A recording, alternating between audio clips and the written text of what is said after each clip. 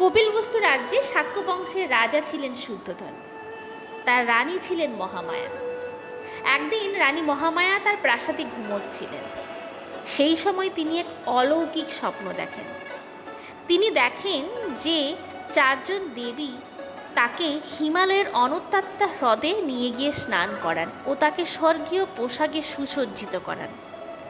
এরপর তিনি দেখেন যে 6 দাঁতযুক্ত একটি ছোট্ট হাতি, যেটি সাদা রঙের ছিল, সেই সাদা হাতি যার সুরে ছিল ছোট্ট সাদা ফুল, সেই ছোট্ট হাতিটি আকাশ থেকে নেমে আসে ও তার 4 ধারে 3 বার প্রদক্ষিণ করে ও তার পেটের ভেতর ঢুকে যায়।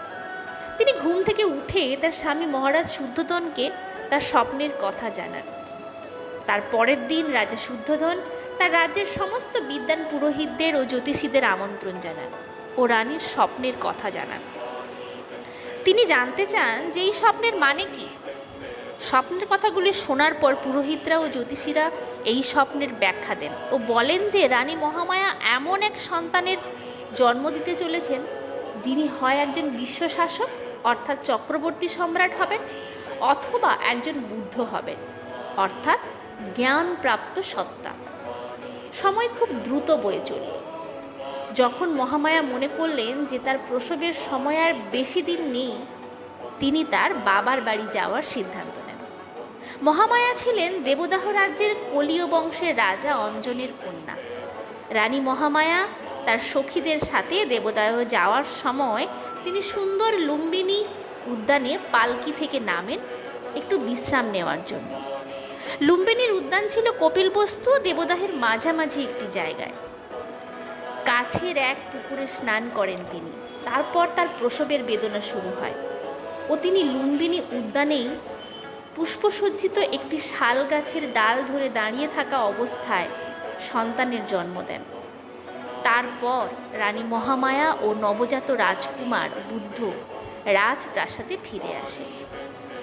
প্রচলিত বিশ্বাস অনুযায়ী শিশুটি যখন জন্মায় তৎক্ষণাৎ উঠে দাঁড়িয়ে উত্তর দিকে 7 পা এগিয়ে যায় ও তার প্রতিটি পদক্ষেপে সুন্দর পদ্ম ফুল ফুটে ওঠে। রাজ্যে রানী মহামায়া ও নবজাত শিশু ফিরে আসায় রাজ্যে আনন্দের উৎসব শুরু হয়। রাজকুমারের জন্মের 5 দিন পরে নামকরণের অনুষ্ঠান রাখা হয় ও তার নাম রাখা হয় সিদ্ধার্থ, যার অর্থ হলো যার সমস্ত ইচ্ছা পূরণ হয়েছে বা সফল কাম। কিন্তু সন্তান জন্মের 7 দিনের মধ্যে রানী মহামায়া মারা যান। তখন ছোট্ট রাজকুমার সিদ্ধার্থ বড় হয় তার সৎ মা মহাপ্রজাপতি গৌতমীর কাছে। সেই সময়কার বিখ্যাত ঋষি ও তপস্বী অসিত রাজকুমার জন্মের সংবাদ পেয়ে তাকে দেখতে আসেন। মহান ঋষির আগমনে রাজা শুদ্ধোধন খুব উৎসাহী হয়ে পড়েন ও রাজকুমারকে ঋষির সামনে নিয়ে আসেন যাতে ঋষিবর তাকে আশীর্বাদ করতে পারে। কিন্তু শিশুটি মহান ঋষির সামনে নিয়ে আসার সঙ্গে সঙ্গে শিশুটির পা দুটি ঋষির মাথায় আপনা আপনি স্থাপিত হলো, যা দেখে ঋষি আশিতা শিশুটির মাহাত্ম্য উপলব্ধি করলেন। রাজকুমারের শুভ চিহ্ন দেখে তিনি জানতে পারেন যে শিশুটি এক পরম জ্ঞানপ্রাপ্ত আধ্যাত্মিক নেতা হবেন।